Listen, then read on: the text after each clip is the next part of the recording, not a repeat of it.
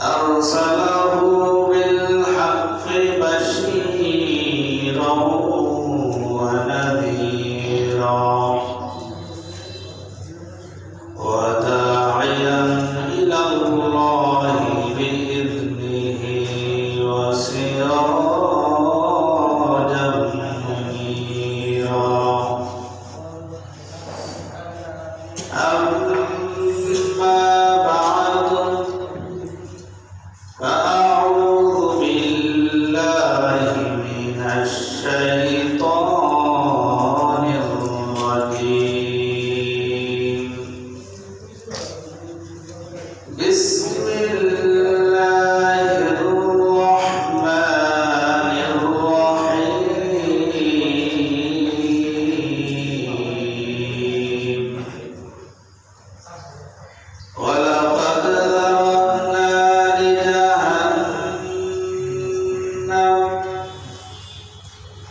ولقد ذرأنا لجهنم كثيرا من الجن والإنس لهم قلوب لا يفقهون بها ولهم أعين لا يبصرون بها ولهم آذان لا يسمعون بها أولئك كالأنعام بل هم أضل أولئك هم الغافلون وقال النبي صلى الله عليه وسلم كل بدعة ضلالة وكل ضلالة في النار أو كما قال النبي صلى الله عليه وسلم إن الله وملائكته يصلون على النبي يا أيها الذين آمنوا صلوا عليه وسلموا تسليما اللهم صل على محمد وعلى آل محمد كما صليت على إبراهيم وعلى آل إبراهيم إنك حميد مجيد اللهم بارك على محمد وعلى آل محمد كما باركت على إبراهيم وعلى آل إبراهيم إنك حميد مجيد بلغ العلا بكماله كشف الدجى بجماله حسنت جميع خصاله صلوا عليه وآله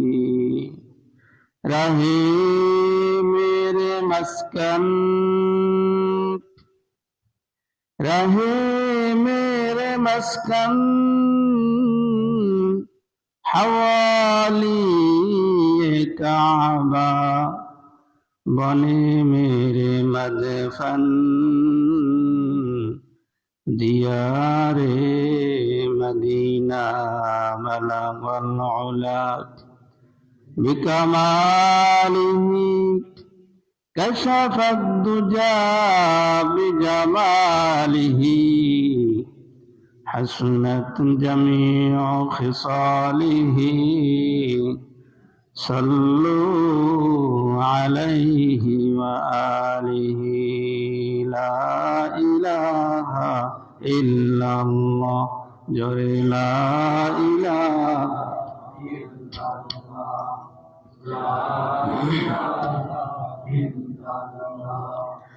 لا إله إلا الله لا إله إلا الله لا إله إلا الله لا إله إلا الله لا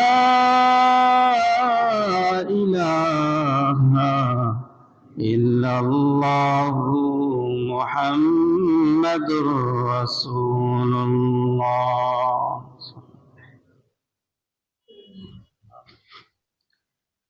সম্মানিত মুসল্লিয়ান, আমরা সর্বপ্রথম মহান আল্লাহ সুবহানাহু ওয়া তাআলার দরবারে লাখো কোটি শুকরিয়া জ্ঞাপন করি, যে মহান আল্লাহ সুবহানাহু ওয়া তাআলা আমাদেরকে সর্বপ্রকার কাজকর্ম থেকে বিরত রেখে পৃথিবীর উৎকৃষ্ট জায়গা মসজিদে এসে কোরআন সুন্নাহের আলোকে কিছু কথাবার্তা বলার এবং শোনার মতো তৌফিক এনায়েত করেছি। এই জন্য মহান পরওয়ারদিগারের দরবারে শুকরিয়া জ্ঞাপনার্থে বলি আলহামদুলিল্লাহ। সম্মানিত মুসল্লিয়ান, এই পৃথিবীতে যত প্রকার কাজ কর্ম চলে, প্রত্যেকটি কাজের ক্ষেত্রে সফলতা নির্ভর করে যে ব্যক্তি কাজ করেছেন তার কাজের উপরে কতটুকু যত্নবান, সে কাজ গুরুত্ব সহকারে করে কিনা। যে কাজটি সে গুরুত্ব সহকারে করবে, কাজের প্রতি যত্নবান হবে, তখনই ওই ব্যক্তি ওই কাজের ক্ষেত্রে সফলতা অর্জন করতে পারবে। আর আমরাও দেখি, যখন কোনো ব্যবসায়ী, কোনো চাকরিজীবী, কোনো লেবার তার পেশার প্রতি, তার কাজের প্রতি যত্নবান থাকে, কাজকে গুরুত্ব দেয়, আমরা এমন ব্যক্তিকে বিভিন্ন প্রতিষ্ঠানে নিয়োগ দিয়ে থাকি। যে ব্যক্তি কাজের প্রতি যত্নবান নয়, গুরুত্ব দেয় না, এমন ব্যক্তিকে আমরা কেউই পছন্দ করি না, ঠিক কিনা? একজন লেবার আমরা নিয়োগ দিব, এই লেবার কাজের মধ্যে ফাঁকি দেয়, গুরুত্ব সহকারে কাজ করে না, এমন লেবারকে কি আমরা নিয়োগ দিব? তো যে কাজ গুরুত্ব সহকারে করে তাকেই আমরা নিয়োগ দিয়ে থাকি। আর যে কাজের প্রতি বেশি গুরুত্ব দেয়, যত্নবান, সেই ওই কাজে সফলতা অর্জন করতে পারে।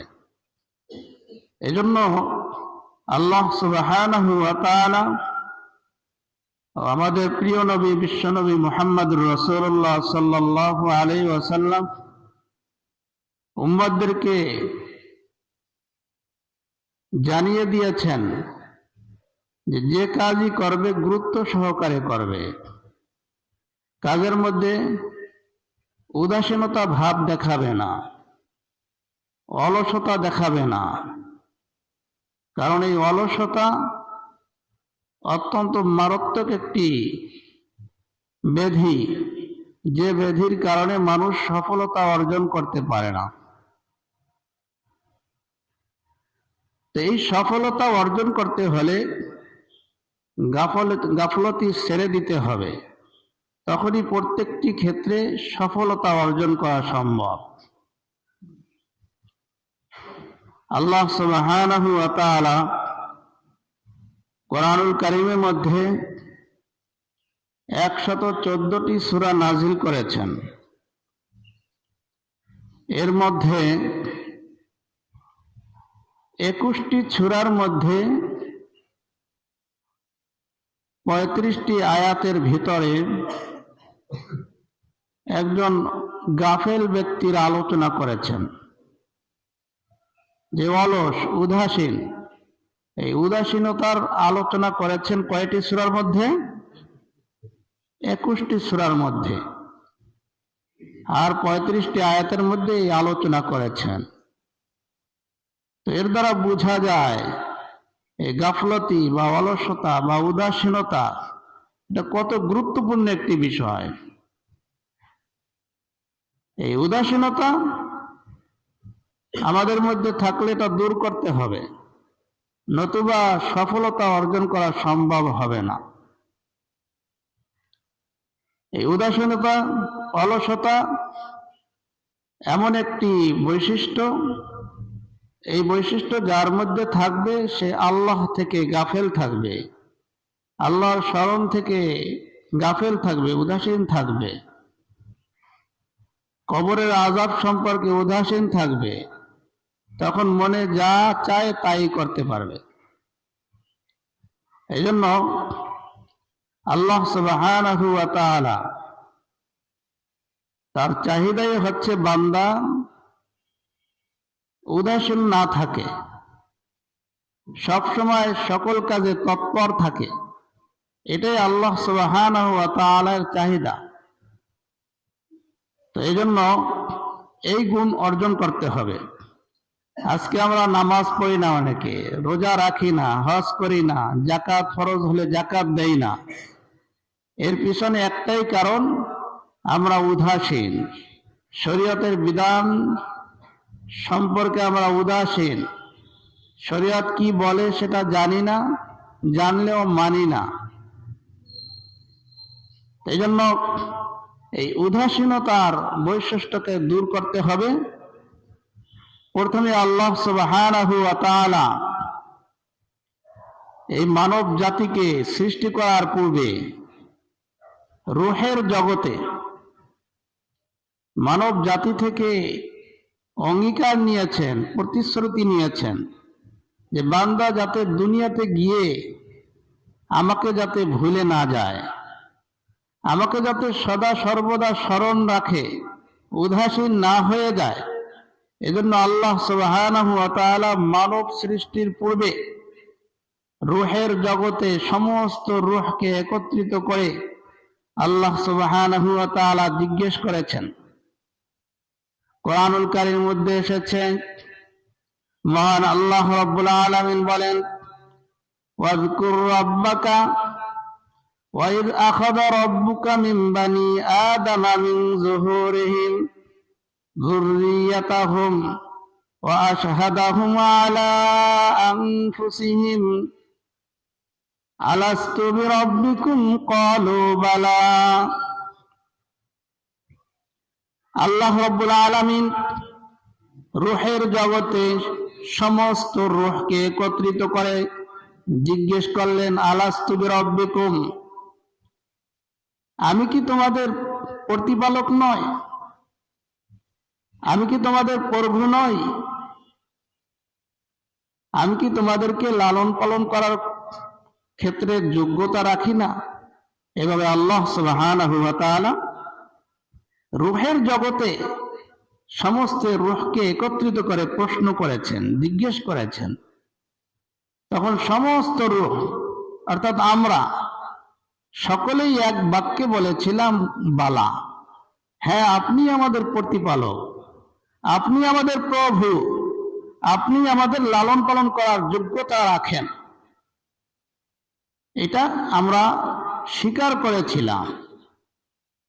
তো এই যে স্বীকার করেছি, এই কথাটাকে যাতে আমরা ভুলে না যাই, যাতে আমরা অস্বীকার না করি, এজন্য আল্লাহ পাক ওই সময় বলে দিয়েছিলেন আন তাকুলু, যে আল্লাহ পাক বলেছিলেন যে তোমরা কিয়ামতের ময়দানে এই কথা বলতে পারবে না যে আমরা গাফেল ছিলাম, উদাসীন ছিলাম, আপনি যে প্রভু, আপনি যে প্রতিপালক, এই কথা আমরা ভুলে গিয়েছি, আমরা জানি না। এই কথা যাতে তোমরা কিয়ামতের ময়দানে বলতে না পারো, এই জন্যই আজকে তোমাদের থেকে প্রতিশ্রুতি নিচ্ছি। তো আল্লাহ সুবহানাহু ওয়া তাআলা সেই রূহের জগতে প্রতিশ্রুতি নিয়েছেন যে দুনিয়ায় যাবে, আমি রবকে তোমরা ভুলে যাবে না। আমি রবের যে আদেশ নিষেধ, এই যে বিধানগুলি রয়েছে, এগুলি পালন করার ক্ষেত্রে আমাকে ভুলে যাবে না, এই প্রতিশ্রুতি আমরা দিয়েছি রূহের জগতে। কিন্তু আজকে সেই প্রতিশ্রুতির কথা আমরা ভুলে গিয়েছি। কিয়ামতের ময়দানে যখন আমরা উপস্থিত হব, আর আল্লাহ সুবহানাহু ওয়া তাআলা প্রত্যেকটি ক্ষেত্রে ধরবেন যে বান্দারে, আমি তো তোমাদের কাছ থেকে প্রতিশ্রুতি নিয়েছিলাম, দুনিয়াতেও পাঠিয়েছিলাম, তো দুনিয়ায় গিয়ে কি করেছো? কোনো জবাব থাকবে না। এই জন্য মুসলমান ভাইয়েরা, আল্লাহ সুবহানাহু ওয়া তাআলা বলেছেন যে দুনিয়ায় চলবে, উদাসীন হয়ে চলবে না। আমি কোন জায়গায় নির্দেশ দিয়েছি, কোন কাজ করতে বলেছি, কোন কাজ করতে বলি নাই, সেটা জেনে তুমি সেই অনুপাতে আমি রবকে স্মরণ করো। এই জন্য মুসলমান ভাইয়েরা, এই সফলতা অর্জন করার ক্ষেত্রে প্রত্যেকটি মানুষকে দুটো বিষয়ের উপরে আমাদের সতর্ক থাকতে হবে, যে আমি একজন গোলাম, আল্লাহ রাব্বুল আলামিন আমাকে গোলাম হিসাবে সৃষ্টি করেছেন। আমার প্রতি আল্লাহ রাব্বুল আলামিনের যে বিধান রয়েছে, আদেশ নিষেধ রয়েছে, এই বিধানগুলিকে আমাকে মেনে চলতে হবে, সতর্কতা অবলম্বন করতে হবে, উদাসীন হলে চলবে না, এই কথাটা মনে রাখতে হবে। দ্বিতীয় বিষয়টা হচ্ছে, আজকে আমি দুনিয়াতে আছি, একদিন ছিলাম না। আল্লাহ রাব্বুল আলামিন আমাকে দুনিয়াতে পাঠিয়েছেন, একদিন সেই রবের কাছে চলে যেতে হবে। দুনিয়াতে যে যা কাজ করতেছি, প্রত্যেকটি কাজের হিসাব আল্লাহ রাব্বুল আলামিনের দরবারে দিতে হবে, এই কথাটাও মনে রাখতে হবে। এই দুটো কথা মনে রাখলে জীবনকে গড়াটা খুবই সহজ হয়ে যাবে। কিন্তু এই কথাগুলি যদি মনে না রাখি, তাহলে জীব জন্তু যেরকম চলাফেরা করতেছে, আমার চলাফেরা, আমার ওঠা বসা তাদের সাথে মিলে যাচ্ছে, ব্যবধান নাই। জীব জন্তুর নামাজ রোজা নাই, হজ যাকাত নাই, আমি মানব হিসাবে আমার উপরে নামাজ রয়েছে, রোজা রয়েছে, হজ রয়েছে, যাকাত রয়েছে, পর্দা রয়েছে, সুদ না খাওয়ার বিধান রয়েছে, ঘুষ না খাওয়ার বিধান রয়েছে। এই বিধানগুলিকে মেনে চলতে হবে আমার। কিন্তু জীবজন্তুর উপরে এই বিধান নেই। যখন আমি এই বিধানকে না মানব, তখন আমার কালচার, আমার আদর্শ জীবজন্তুর সাথে মিলে যাবে, যাবে কিনা? এজন্য মানব হিসাবে আমার ব্যবধান থাকতে হবে। তো উদাসীন জীবন কাটানো যাবে না। উদাসীনতার চরিত্র হচ্ছে কাফেরের চরিত্র। কাদের চরিত্র? কাফেরের চরিত্র। তো এই উদাসীনতার ক্ষেত্রে আল্লাহ সুবহানাহু ওয়া তাআলা প্রথমে সতর্ক করেছেন বিশ্বনবী মুহাম্মদুর রাসূলুল্লাহ সাল্লাল্লাহু আলাইহি ওয়াসাল্লামকে, যে নবীরে আমার, ওয়াজকুর রাব্বাকা ফি নাফসিকা তাদাররুআ ওয়া খুফিয়া, আপনি আমাকে, আপনার প্রভুকে মনে মনে, গোপনে, অগোচরে বসে আমাকে স্মরণ করুন। সকাল সন্ধ্যা প্রতিটা মুহূর্তে আমাকে স্মরণ রাখো। আপনি আমার থেকে, আমার স্মরণ থেকে উদাসীন হয়ে যেন না। এভাবে বিশ্বনবীকে আল্লাহ পাক নির্দেশ দিয়েছেন। এরপরে অন্য আয়াতে আল্লাহ পাক বলেছেন, ওয়াসবির নাফসাকা মা'আল্লাযীনা ইয়াদউনা রাব্বাহুম। নবীরে আমার, আপনি ওই সকল লোকদের সাথে চলাফেরা করবেন না যারা উদাসীন, আমার বিধান থেকে গাফেল, নামাজ পড়ে না, রোজা রাখে না, আমার বিধানকে সীমালঙ্ঘন করছে, এমন লোকদের সাথে ওঠা বসা করবেন না। ধর্মকে সুরে বলেছেন, বিশ্বনবীকে বলেছেন। আমরাও তো বলি যে সৎসঙ্গ স্বর্গবাস, অসৎসঙ্গ সর্বনাশ। সৎ ব্যক্তির সাথে যদি ওঠা বসা করে, ওই ব্যক্তিও সৎ হয়ে যায়। একজন গায়কের সাথে বা নায়কের সাথে চলাফেরা করলে সেও নায়ক বনে যায়। একজন সন্ত্রাসীর সাথে ওঠা বসা করলে সেও সন্ত্রাস হয়ে যায়। সন্ত্রাসী হয় না? তো সেই জন্য আল্লাহ পাক বিশ্বনবীকে অর্ডার দিয়েছেন, নির্দেশ দিয়েছেন, নবীরে আমার, আপনি ওই সকল ব্যক্তিদের সাথে চলাফেরা করবেন না, ওঠা বসা করবেন না যারা আমাকে স্মরণ করে না, আমার বিধানকে মানে না, আমার বিধান সম্পর্কে অলস, উদাসীন। তো আমাদের কিরকম চলতে হবে? বিশ্বনবীকে অর্ডার দিয়েছেন, নির্দেশ দিয়েছেন। তো আমরা তো সারাটা ক্ষণই গুনাহের মধ্যে জর্জরিত। এই জন্য আমাদেরও করণীয় হচ্ছে নেককার লোকদের সাথে ওঠা বসা করা, উলামায়ে কেরামের শরণাপন্ন হওয়া যে কোনো বিষয়ে, তখন সঠিক পথ পাওয়া যাবে। নতুবা বর্তমান জামানা হচ্ছে ফিতনার জামানা। এই ফিতনা থেকে কাটিয়ে ওঠা অনেক কঠিন বিষয়। তাই জন্য নেককারদের সাথে ওঠা বসা করব, তখনই আমার জীবন পাল্টে যাবে। তখন আমার এই নামাজ রোজার মধ্যে কোনো উদাসীনতা আসবে না। আজকে আমি মুসলমান, 1 ওয়াক্ত নামাজ পড়ি, 3 ওয়াক্ত পড়ি না, 2 ওয়াক্ত পড়ি, আর 3 ওয়াক্ত পড়ি না। তো অথচ আমি দাবি করতেছি মুসলমান। তো আল্লাহ রাব্বুল আলামিন বলেছেন, এই উদাসীনতার চরিত্র হচ্ছে কাফেরের চরিত্র। কার চরিত্র? কাফেরদের চরিত্র হলো উদাসীনতা। গাফলতির চরিত্র হচ্ছে কাফেরদের। মুসলমান যে দাবি করবে তার মধ্যে উদাসীনতা থাকতে পারবে না। এই জন্য আল্লাহ রাব্বুল আলামিন কোরআনুল কারীমের মধ্যে বলেছেন, মান কাফারা বিল্লাহি মিন বাদি ঈমানিহি ইল্লা মান উকরিহা ওয়া কলবুহু মুতমাইন্নুম বিল ঈমান। যে ব্যক্তি ঈমান আনার পরে আবার কুফরি করলো, ইল্লা মান উকরিহা, তবে যে ব্যক্তিকে জোর করে ঈমানকে ছাড়ার জন্য জবরদস্তি করা হয়েছে, এই ব্যক্তি বাদে যে ব্যক্তি ঈমান আনার পরে কুফরি করলো, সেই ব্যক্তি ঈমানদার, ঠিক আছে, কিন্তু অন্তরে কুফরি ভরা। আমি নিজেকে মুসলিম দাবি করি, আমি ঈমানদার, কিন্তু আমার আদর্শ হচ্ছে ইহুদি খ্রিস্টানদের। একদিকে আমি ঈমানদার, কিন্তু আমার আদর্শ ইহুদি খ্রিস্টানদের আদর্শ। আমার অন্তরটা কুফরি দ্বারা ভরপুর।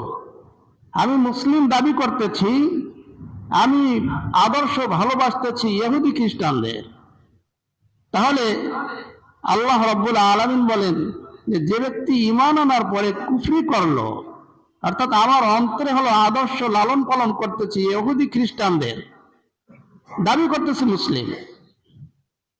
আল্লাহ রাব্বুল আলামিন বলেন যে এই ব্যক্তির উপর ফালাইহি গদব, আল্লাহ রাব্বুল আলামিন এই ব্যক্তির প্রতি রাগান্বিত, ক্রোধ। ওয়ালাহুম আযাবুন আযীম, আর এই ব্যক্তির জন্য আল্লাহ রাব্বুল আলামিন কঠিন মহা শাস্তি রেখেছেন। কার প্রতি? মুসলিম দাবি করতেছে, কিন্তু সে মনের ভিতরে কুফরি ভরপুর। সে নামাজ পড়তেছে, রোজা রাখতেছে, কিন্তু সে মুসলমানদের আদর্শের গুণগান না বর্ণনা করে সে আদর্শ বর্ণনা করতেছে ইহুদি খ্রিস্টানদের। অনেকে বলে না যে আমাদের এই মুসলমানদের মধ্যেই ভেজাল, আসলে ওই ইহুদিরাই তো ভালো আছে, হিন্দুরাই তো খুব ভালো আছে, বলে না অনেক সময় বলে। কিন্তু ওই আদর্শটাকে সে গ্রহণ করেছে মনের ভিতরে, দাবি করতেছে কিন্তু মুসলিম। যতই ভালো কাজ করুক অমুসলিম, তাকে ভালো বলা যাবে না, কারণ ভালো মন্দের যাচাই বাছাই করা হয় ইমানের ভিত্তিতে। ইমান নাই, তার যত প্রকারই ভালো কাজ করা হোক তাকে ভালো বলা যাবে না। তো একজন মুসলিম সে ইমানদার, সে দাবি করতেছে ইমানদার, কিন্তু লালন পালন করতেছে ইহুদি খ্রিস্টানদের আদর্শকে, তাহলে সে মুসলিম নয়। সেই কথাই আল্লাহ পাক বলতেছেন উলাইকাল্লাযীনা তাবাআল্লাহু, যে আল্লাহ পাক বলেন ওই সকল ব্যক্তিদের অন্তরকে আল্লাহ রাব্বুল আলামিন মোহর মেরে দিয়েছেন, ওয়া সামঈহিম, তাদের কর্ণকুহরকে মোহর মেরে দিয়েছেন, ওয়া আবসারিহিম, তাদের দৃষ্টিশক্তিকে মোহর মেরে দিয়েছেন। যে তারা আদর্শ লালন পালন করতেছে ইহুদি খ্রিস্টানদের, তো তাদের অন্তরে আল্লাহ পাক মোহর মেরে দিয়েছেন। আর এদের জন্য রয়েছে কাল কিয়ামতের ময়দানে কঠিন শাস্তি। এরপরে আল্লাহ পাক বলতেছেন উলাইকা হুমুল গাফিলুন, এরাই হচ্ছে গাফেল। গাফেল মানে উদাসীন। তাহলে গাফেলদের যে চরিত্র, উদাসীনতার চরিত্র কাদের? কাফেরদের। সেই চরিত্র যখন একজন মুসলিম গ্রহণ করবে, তখন তাকে মুসলিম হিসেবে ধরা হবে না, সে আসলেই কাফের। তা আমাদের মধ্যে এরকম আছে কি নাই? আছে না?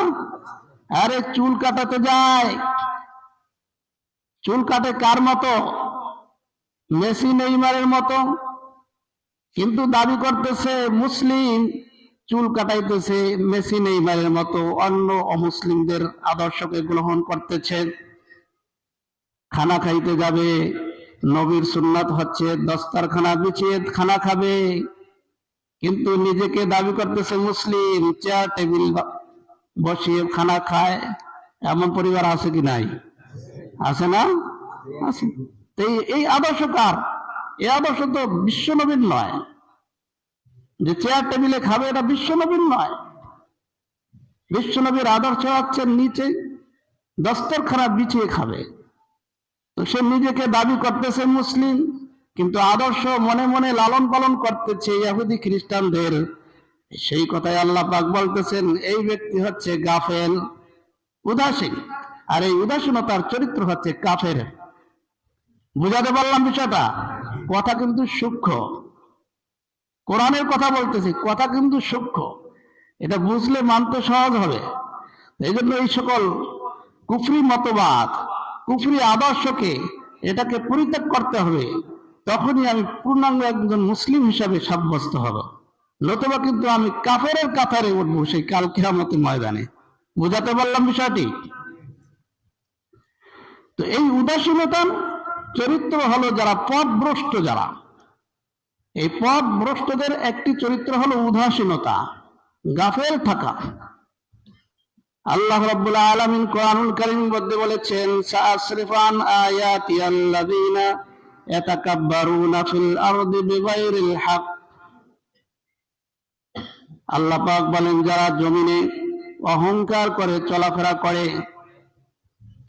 আমি আল্লাহ রাব্বুল আলামিন তাদের থেকে আমার নিদর্শনগুলিকে ফিরিয়ে নেব। আমি তাদেরকে আমার নিদর্শন দেখাবো না। যারা অহংকার করে চলে দুনিয়ায়,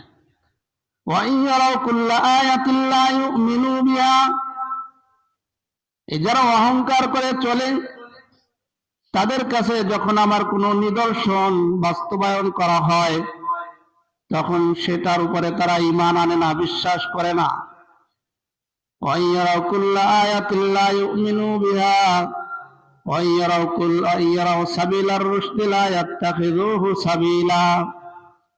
যখন সঠিক পথ দেখানো হয়, হেদায়েতের পথ দেখানো হয়, তখন সেটাকে সে মিথ্যা বলে উড়িয়ে দেয়, অস্বীকার করে।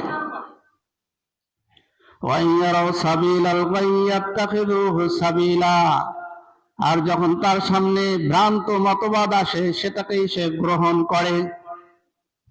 আল্লাহ পাক বলেন এই ব্যক্তিও হলো উদাসীন, অলস, গাফেল, পথভ্রষ্টতার পথকে সে গ্রহণ করে। তো আল্লাহ পাক যারা অহংকার করে তাদেরকে সঠিক পথ দেখান না, হেদায়েতের পথ দেখান না। তো হেদায়েতের পথ যাদেরকে দেখান না, এই সকল লোক কি আল্লাহ পাকের বিধান থেকে উদাসীন থাকে, নামাজ পড়ে না, রোজা রাখে না, হজ করে না, যাকাত দেয় না। তো এই ব্যক্তিকে উদাসীন হিসাবে ধর্তব্য।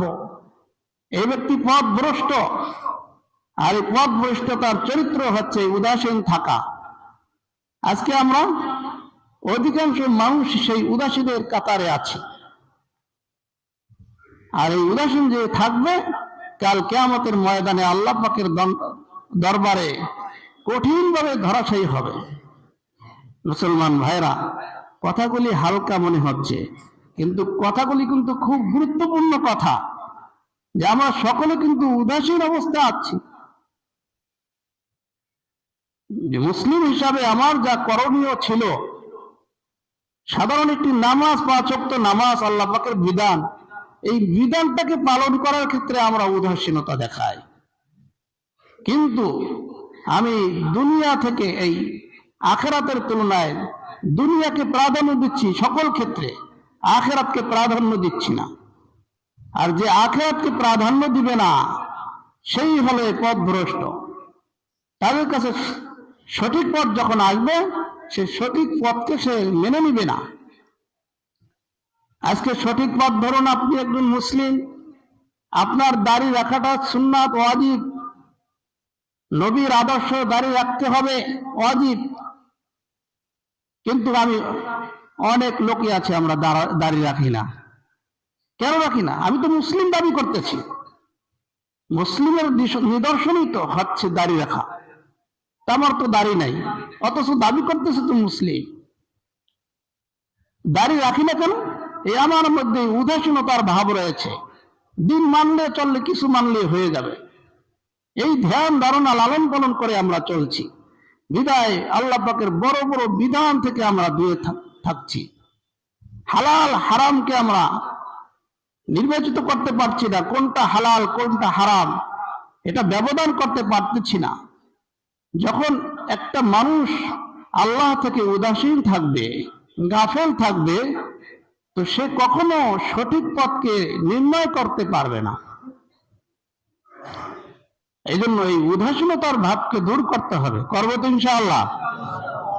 দেখা যায় এই জুমায় মসজিদ ভরে যায় মুসল্লি দিয়ে। আজকে কম আছে, অনেকে গিয়েছে বিশ্ব ইজতেমায়। তো জুমায় ভরপুর, কিন্তু আসরের নামাজে খালি। কারণ কি? এই মুসলিমগুলি তো, এই মুসলমানগুলি তো এই এলাকার বাসিন্দা। তারা জুমায় উপস্থিত হয়, আসরের মধ্যে খালি হয়ে যায় কেন? একমাত্র কারণ হলো আমাদের মধ্যে উদাসীনতার কাজ করতেছে। আর এই উদাসীনতার গুণ কার? কার বলেছিলাম? উদাসীনতার চরিত্র কার? কাফেরের চরিত্র। 2 নম্বর বলেছিলাম উদাসীনতার চরিত্র কার? পথভ্রষ্টদের চরিত্র। এখন আপনি আমি কি পথভ্রষ্ট? এই কথা বলুন, পথভ্রষ্ট? আমরা কি কাফের? কাফের না, তাহলে এই চরিত্র যদি আমার মধ্যে থাকে, তাহলে সেটা দূর করতে হবে না? অবশ্যই করতে হবে, নতুবা কিন্তু ওই কাতারে চলে যাবে। মুসলমান ভাইরা, এখনো আমরা ঘুমিয়ে আছি, খালি মজা মজা কথা শুনে চলে যায়, কিন্তু আসল বিষয়ে ক্ষেত্রে একটু আমরা চিন্তা করি না যে কোন পর্যায়ে আমার ঈমান আছে, আমি কি করতেছি, আমি কি ছিলাম, কেন আমাকে আল্লাহ পাক পাঠিয়েছিলেন, কি করতে হবে, এই কিছুই আমরা কিন্তু করতেছি না। আমার নিজের কাজ কিছুই করতেছি না। দুনিয়ায় অন্যের জন্য সব কিছু করতেছি, আমার নিজের জন্য কিছুই করতেছি না। আমার নিজের ক্ষেত্রে আমি উদাসীন আছি, অলস আছি, গাফেল আছি, আমি ঘুমন্ত অবস্থায় আছি। আমার সঠিক পথ নিয়ে কিন্তু চলতেছি না। এই জন্য ওলামায়ে কেরাম বলেন যে সঠিক পথে পরিচালিত হও। এখন সঠিক পথ কোনটা? কোরআন ও হাদিসের পথ। আর কোন হাদিসই বলতেছে যে তুমি উদাসীন থেকো না, আল্লাহ থেকে গাফেল থেকো না, আল্লাহ থেকে উদাসীন থেকো না, আল্লাহর স্মরণ সবসময় অন্তরে রাখো, তাহলেই তুমি সঠিক পথ পেয়ে যাবে। কিন্তু আজকে আমরা আল্লাহ পাককে ভুলে গিয়েছি, কোরআন ও হাদিসের কথা আমরা শুনি না, ওলামা একরাম কি বলতেছে সেটার ধার ধারি না, বিধায় আজকে আমরা কিন্তু পথভ্রষ্টের দিকে চলছি। কোথায় চলছি নিজে জানছি না, জান্নাতের পথ রেখে জাহান্নামের দিকে চলছি। এই জন্য আমরা আহ্বান করছি, আমরা তো সকলেই বুঝমান, সামনে রমাদানুল মুবারক আসছে। এই মাস অত্যন্ত বরকতময় মাস। সাহাবা একরাম রমাদানুল মুবারকের আগেই নেক কাজের প্রস্তুতি নিতেন, দুনিয়াবী কাজকে কমিয়ে দিতেন, দুনিয়ার কাজকর্ম সব কমাই দিয়ে যাতে রমাদানুল মুবারকে বেশি বেশি ইবাদত করতে পারেন সেই জন্য চেষ্টা করতেন। আজকে আমরা মুসলিম ঠিকই, কিন্তু রমাদানুল মুবারক অতি নিকটে, সেটা ফুটে উঠতেছে না। অথচ রমাদানুল মুবারকের জন্য সাহাবা একরাম 2 মাস আগে থেকেই প্রস্তুতি নিতেন, নেক কাজ বাড়াই দিতেন। আজকে আমাদের মসজিদের দিক তাকালে দেখা যায় জুমায় ভরপুর মুসল্লি, অন্যান্য ওয়াক্তে মুসল্লি কম। কই প্রস্তুতি তো নাই, খালি জুমাটাকেই মনে করেন নামাজ। জুমার নামাজ কয় রাকাত তা জানা আছে? কয় রাকাত? এই জুমা যে পড়তে আসছি আমরা, জুমার নামাজ কয় রাকাত জানা আছে? ফরজ কয় রাকাত? 2 রাকাত। এই জুমার আগে 4 রাকাত সুন্নাত আছে। কয় রাকাত? সুন্নাতে মুআক্কাদা। সুন্নাতে মুআক্কাদা নামাজ পড়তেই হয়। কোনো ওজরের কারণে যদি না পড়তে পারে তাহলে সেটা ক্ষেত্রে শরীয়ত ছাড় দেয়, কিন্তু এই 4 রাকাত পড়তে হবে। ওজর ছাড়া যদি ছেড়ে দেওয়া হয় তাহলে সে কিন্তু শাস্তির যোগ্য, কিয়ামতের ময়দানে তাকে শাস্তি দেওয়া হবে। এই ফরজ 2 রাকাতের পরে আরো 4 রাকাত রয়েছে। কয় রাকাত? 4 রাকাত সুন্নাতে মুআক্কাদা। আগে 2 রাকাত সুন্নাতে মুআক্কাদা, পরে আগে 4 রাকাত সুন্নাতে মুআক্কাদা, পরে 4 রাকাত সুন্নাতে মুআক্কাদা। অধিকাংশ মুসল্লি আছে পরের 4 রাকাত না পড়ে চলে যায়, এমন মুসল্লি আছে কি নাই? তাহলে আপনি সারা সপ্তাহ নামাজ পড়লেন না, অথবা 2 ওয়াক্ত পড়েছেন, 3 ওয়াক্ত পড়েছেন, 5 ওয়াক্ত পড়েননি। আবার আজকে জুমাকে আপনি বিশেষ দিন মনে করে আসছেন, খালি ফরজ 2 রাকাত পড়ে আবার চলে গেলেন। কি আমল করলেন? কি আমল করলেন? 4 রাকাত যে সুন্নাতে মুআক্কাদা পড়ে, এটা আপনি পড়েন না কেন? না পড়লে তো আপনি শাস্তির যোগ্য, আপনি কিয়ামতের ময়দানে তো এর জন্য শাস্তি পাবেন। এই জন্য ভাইয়েরা, যতটুকু আমল করব সেটা নিরেট করার চেষ্টা করি, কন্টিনিউ করি, তখনই কাল কিয়ামতের ময়দানে হতে পারে এই আমলের বিনিময়ে আল্লাহ পাক মাফ করবেন। কি বলেন? এই জন্য এই সাধারণ একটা উদাহরণ দিলাম যে আমরা শুধু ফরজ নামাজ পড়তে আসি জুমার দিন, অন্যান্য ওয়াক্ত তো পড়ি না, সেই জন্য তো শাস্তি ভোগ করতেই হবে। জুমার দিন এসে আমি ফাঁকিবাজি করি, জুমার দিন শুধু ফরজটা পড়ে সুন্নাত না পড়ে চলে যায়। সামনে থেকে এরকম হবে নাকি ভাই? সুন্নাত পড়বো তো ইনশাআল্লাহ। জুমার পরে 4 রাকাত সুন্নাত, এটা পড়তেই হবে, না পড়লে আপনি শাস্তির যোগ্য। আপনি কিয়ামতের ময়দানে শাস্তি ভোগ করবেন কেন? এই জন্য সামনে থেকে ছাড়বো নাকি ভাই? পড়বো ইনশাআল্লাহ। আল্লাহ সুবহানাহু ওয়া তাআলা আমাদের সকলকে সহিহ বুঝ দান করুন। সকলে বলি আমিন। ওয়া আখিরু